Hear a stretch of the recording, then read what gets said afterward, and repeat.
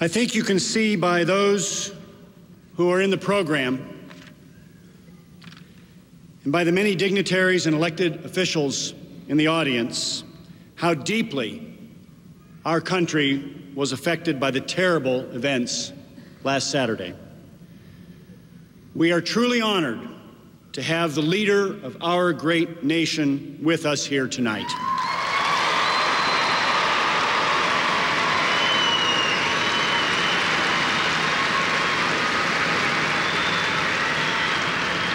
We are obviously saddened by the circumstances that have brought President and Mrs. Obama to Tucson, but we are comforted. We are comforted by their compassion and inspired by their determination to reach out and help.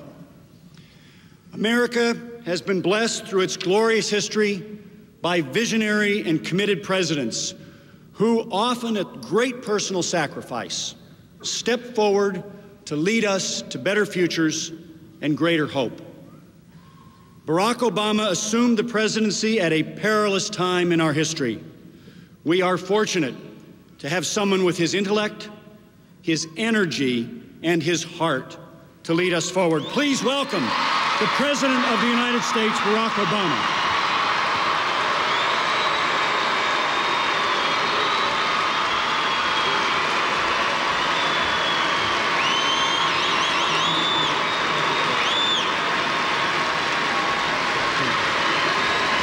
Thank you.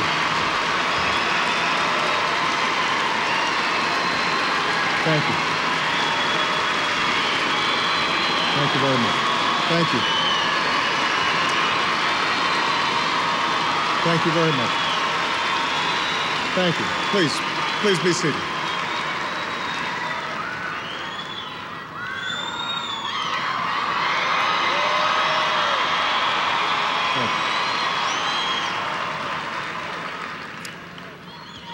To the families of those we've lost, to all who called them friends, to the students of this university, the public servants who are gathered here, the people of Tucson, and the people of Arizona. I have come here tonight as an American who, like all Americans, kneels to pray with you today and will stand by you tomorrow.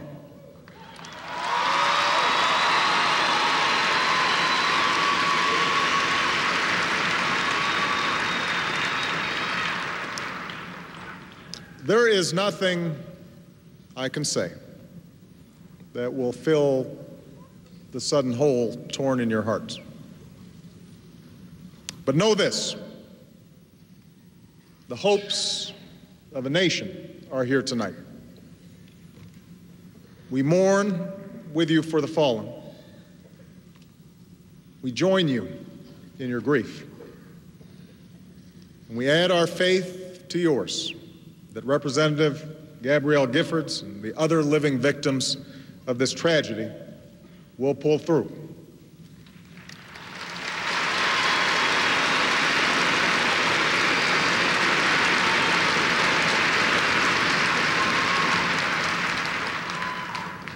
Scripture tells us there is a river whose streams make glad the city of God, the holy place where the Most High dwells. God is within her. She will not fall. God will help her at break of day. On Saturday morning, Gabby, her staff, and many of her constituents gathered outside the supermarket to exercise their right to peaceful assembly and free speech.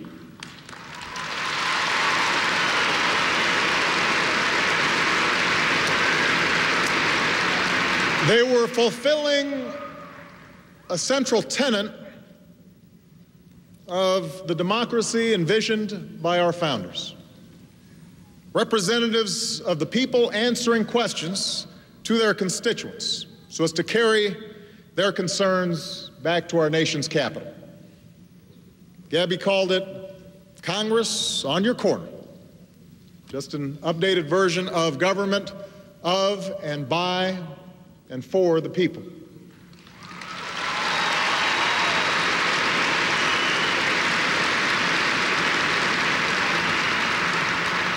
And that quintessentially American scene, that was the scene that was shattered by a gunman's bullets. And the 6 people who lost their lives on Saturday, they too represented what is best in us, what is best in America. Judge John Roll served our legal system for nearly 40 years.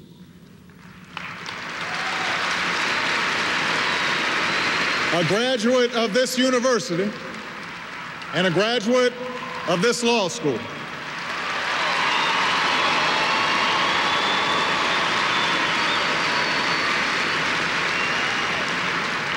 Judge Roll was recommended for the federal bench by John McCain 20 years ago.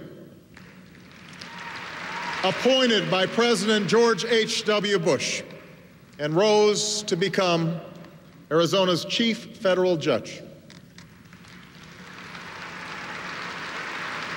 His colleagues described him as the hardest working judge within the Ninth Circuit. He was on his way back from attending Mass, as he did every day, when he decided to stop by and say hi to his representative.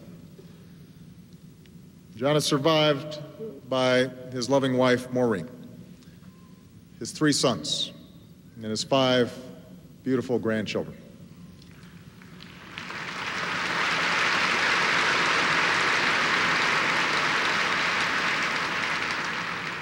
George and Dorothy Morris, Dot, to her friends, were high school sweethearts who got married and had 2 daughters. They did everything together, traveling the open road in their RV, enjoying what their friends called a 50-year honeymoon.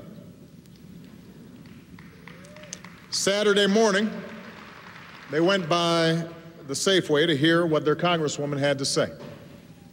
When gunfire rang out, George, a former Marine, instinctively tried to shield his wife.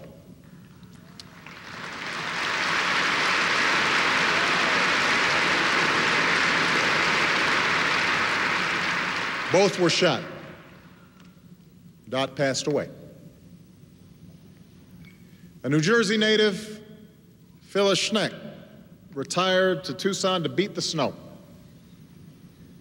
But in the summer, she would return east, where her world revolved around her 3 children, her 7 grandchildren, and 2-year-old great-granddaughter. A gifted quilter, she'd often work under her favorite tree, or sometimes she'd sew aprons with the logos of the Jets and the Giants to give out at the church where she volunteered. A Republican, she took a liking to Gabby and wanted to get to know her better.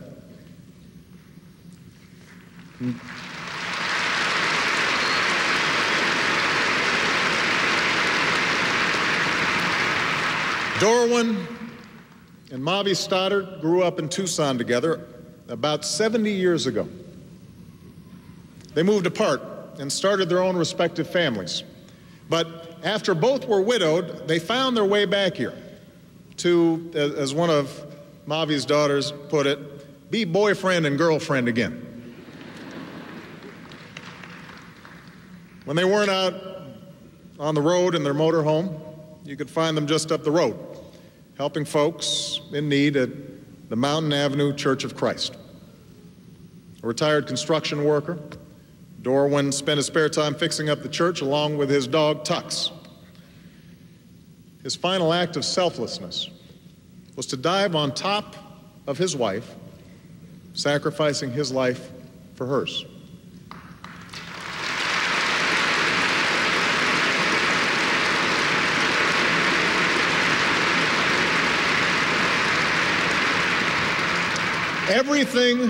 Everything Gabe Zimmerman did, he did with passion. But his true passion was helping people. As Gabby's outreach director, he made the cares of thousands of her constituents his own, seeing to it that seniors got the Medicare benefits that they had earned, that veterans got the medals and the care that they deserved, that government was working for ordinary folks.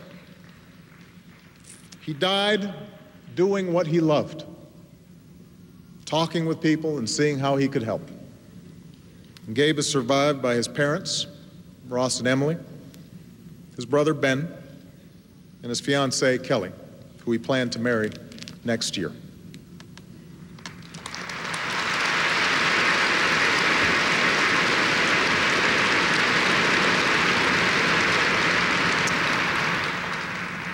And then there is 9-year-old Christina Taylor Green.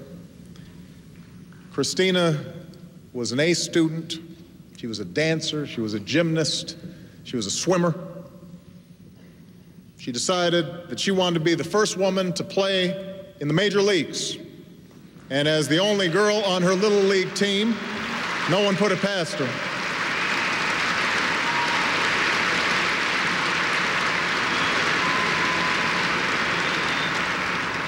She showed an appreciation for life uncommon for a girl her age. She'd remind her mother, "We are so blessed. We have the best life."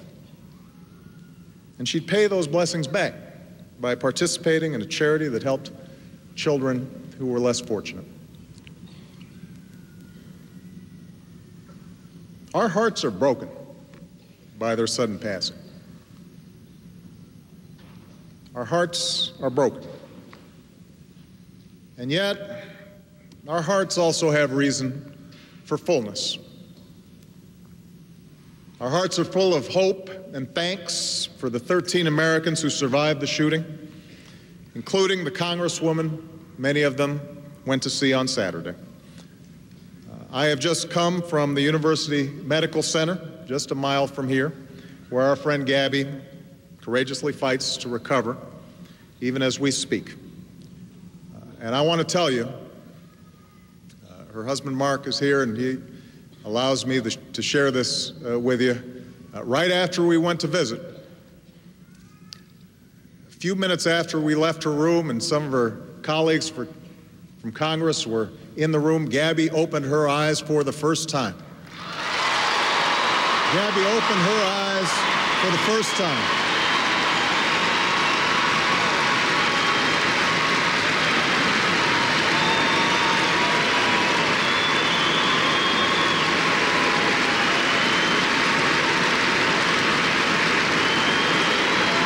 Gabby opened her eyes.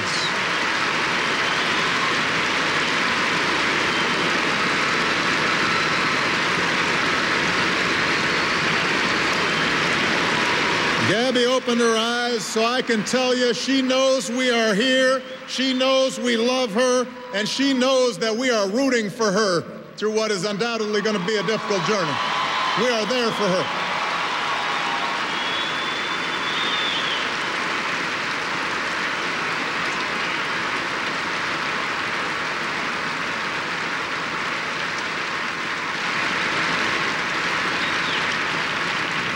Our hearts are full of thanks for that good news, and our hearts are full of gratitude for those who saved others. We are grateful to Daniel Hernandez, a volunteer in Gabby's office. And Daniel, I'm sorry, you may deny it, but we've decided you are a hero because you ran through the chaos to minister to your boss and tended to her wounds and helped keep her alive.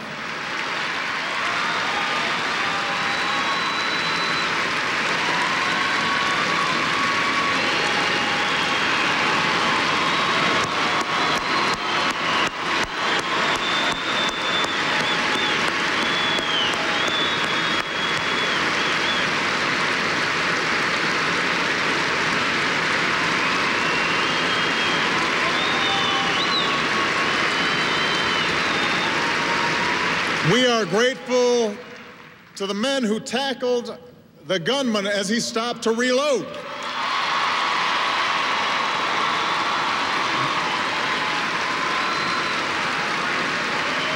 They're right over there.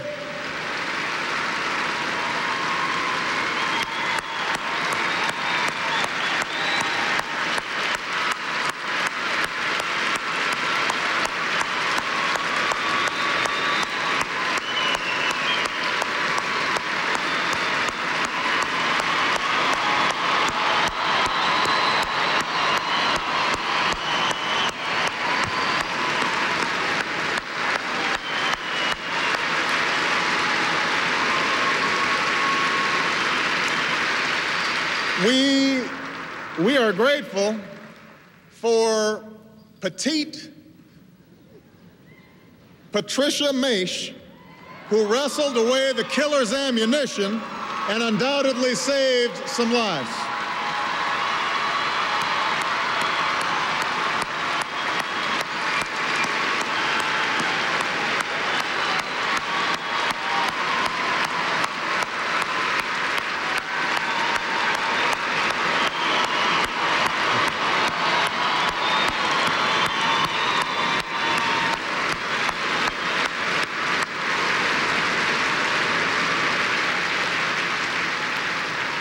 And we are grateful for the doctors and nurses and first responders who worked wonders to heal those who'd been hurt. We are grateful to them.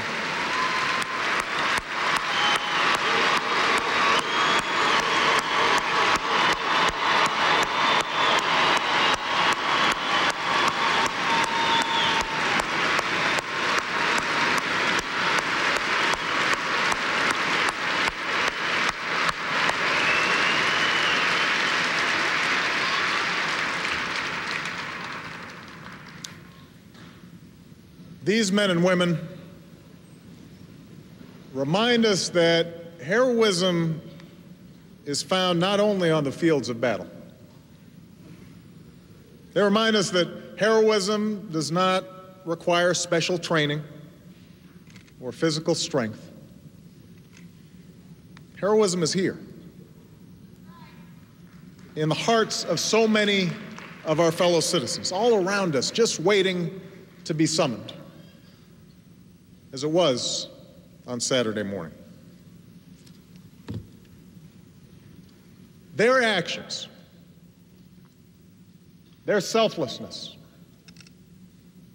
poses a challenge to each of us. It raises a question of what, beyond prayers and expressions of concern, is required of us going forward. How can we honor the fallen? How can we be true to their memory? You see, when a tragedy like this strikes, it is part of our nature to demand explanations, to try to impose some order on the chaos and make sense out of that which seems senseless. Already, we've seen a national conversation commence, not only about the motivations behind these killings, but about everything from the merits of gun safety laws to the adequacy of our mental health system. And much of this process of debating what might be done to prevent such tragedies in the future is an essential ingredient in our exercise of self-government. But at a time when our discourse has become so sharply polarized, at a time when we are far too eager to lay the blame for all that ails the world at the feet of those who happen to think differently than we do,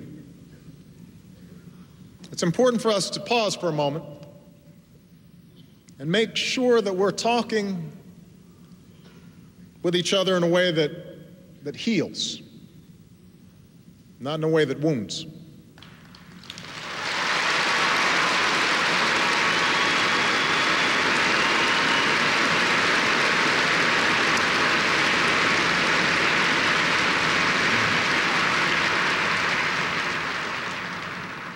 Scripture tells us that there is evil in the world, and that terrible things happen for reasons that defy human understanding. In the words of Job, when I looked for light, then came darkness. Bad things happen, and we have to guard against simple explanations in the aftermath. But the truth is, none of us can know exactly what triggered this vicious attack. None of us can know with any certainty what might have stopped these shots from being fired, or what thoughts lurked in the inner recesses of a violent man's mind.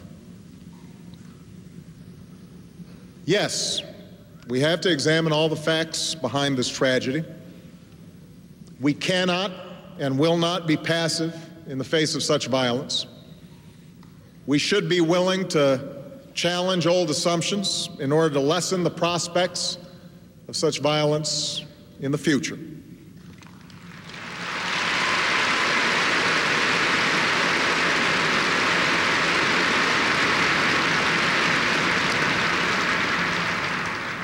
But what we cannot do is use this tragedy as one more occasion to turn on each other.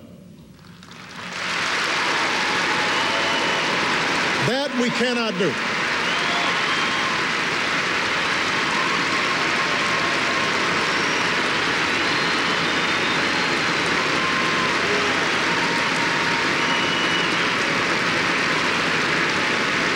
That we cannot do. As we discuss these issues, let each of us do so with a good dose of humility.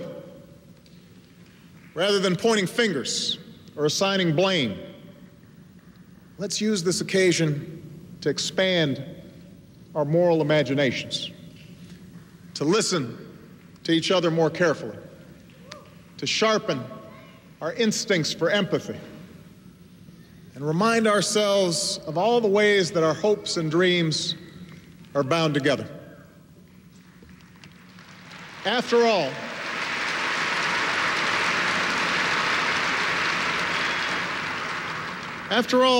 that's what most of us do when we lose somebody in our family, especially if the loss is unexpected.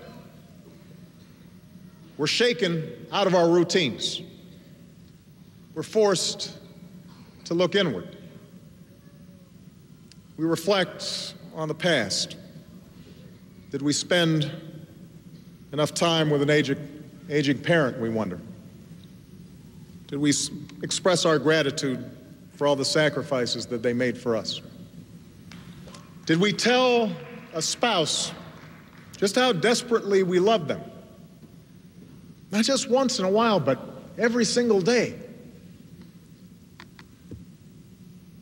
So some loss causes us to look backward, but it also forces us to look forward, to reflect on the present and the future, on the manner in which we live our lives and nurture our relationships with those who are still with us.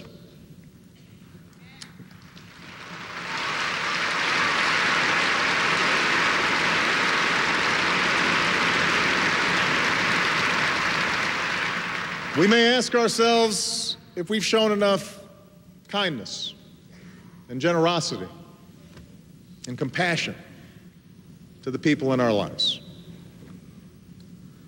Perhaps we question whether we're doing right by our children or our community, whether our priorities are in order. We recognize our own mortality. And we are reminded that in the fleeting time we have on this earth, What matters is not wealth or status or power or fame, but rather how well we have loved and what small part we have played in making the lives of other people better.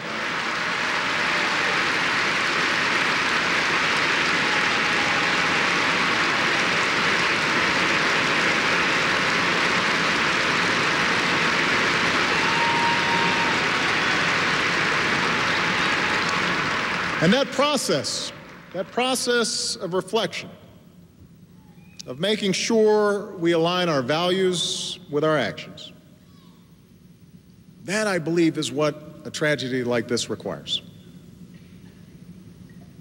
For those who were harmed, those who were killed, they are part of our family, an American family, 300 million strong.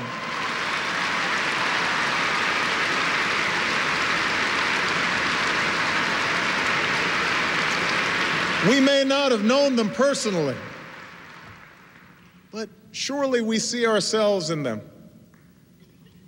In George, in Dot, in Dorwin, and Mavi. We sense the abiding love we have for our own husbands, our own wives, our own life partners. Phyllis, she's our mom, or our grandma. Gabe, our brother or son. In Judge Roll, we recognize not only a man who prized his family and doing his job well, but also a man who embodied America's fidelity to the law. And in Gabby, we see a reflection of our public spiritedness, that desire to participate in that sometimes frustrating, sometimes contentious, but always necessary and never-ending process to form a more perfect union.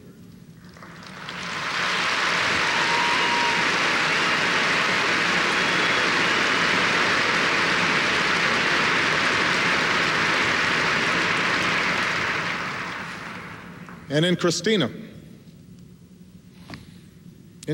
we see all of our children.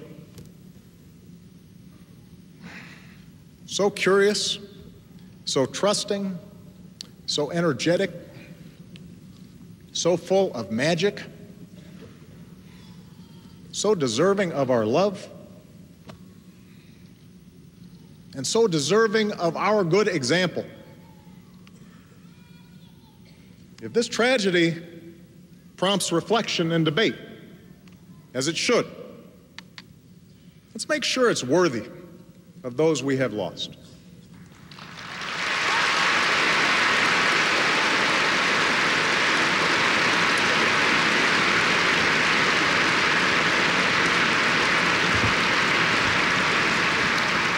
Let's make sure it's not on the usual plane of politics and point scoring and pettiness that drifts away in the next news cycle.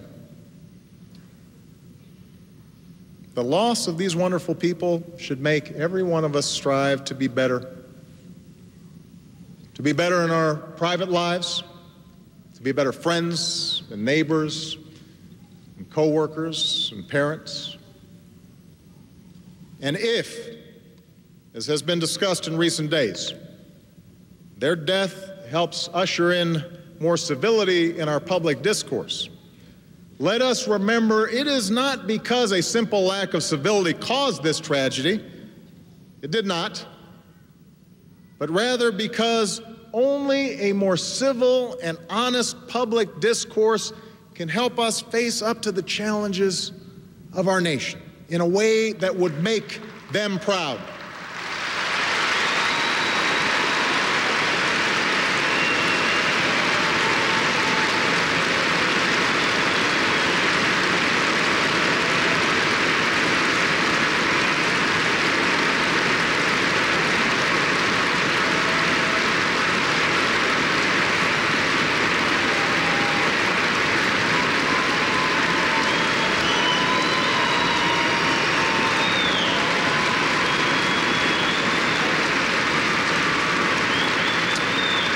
We should be civil because we want to live up to the example of public servants like John Roll and Gabby Giffords, who knew first and foremost that we are all Americans and that we can question each other's ideas without questioning each other's love of country, and that our task, working together, is to constantly widen the circle of our concern so that we bequeath the American dream to future generations.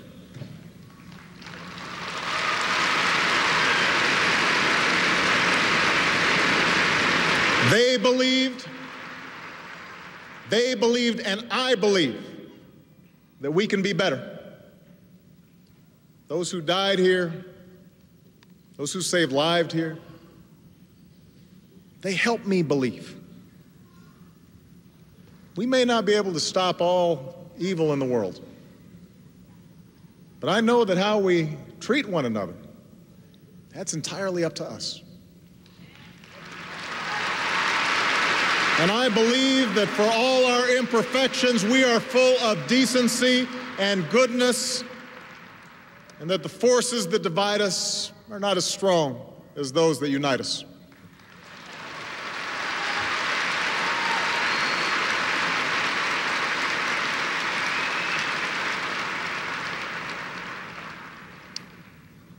That's what I believe, in part because that's what a child like Christina Taylor Greene believed. Imagine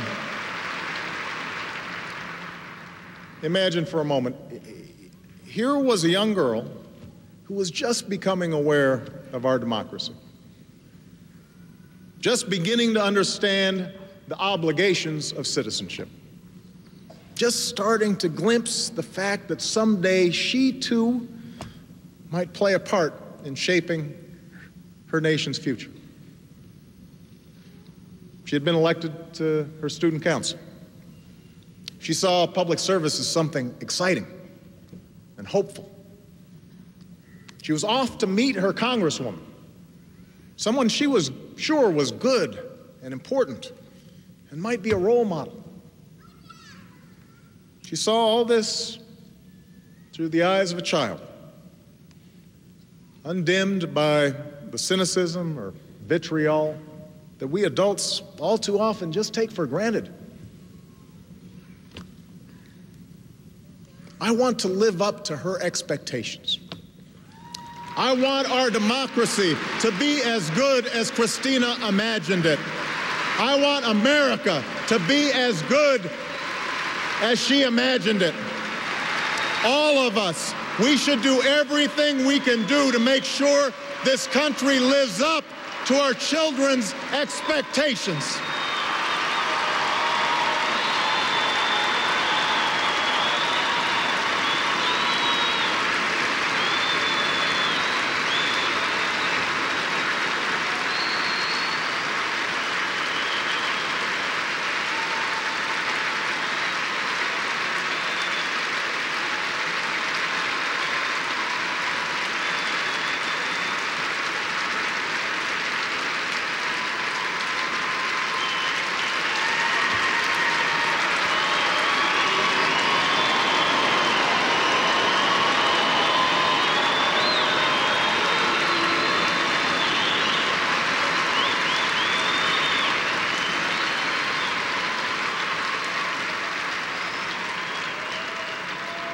As has already been mentioned, Christina was given to us on September 11th, 2001, one of 50 babies born that day to be pictured in a book called Faces of Hope. On either side of her photo in that book were simple wishes for a child's life. I hope you help those in need, read one. I hope you know all the words to the national anthem and sing it with your hand over your heart. I hope you jump in rain puddles. If there are rain puddles in heaven, Christina is jumping in them today.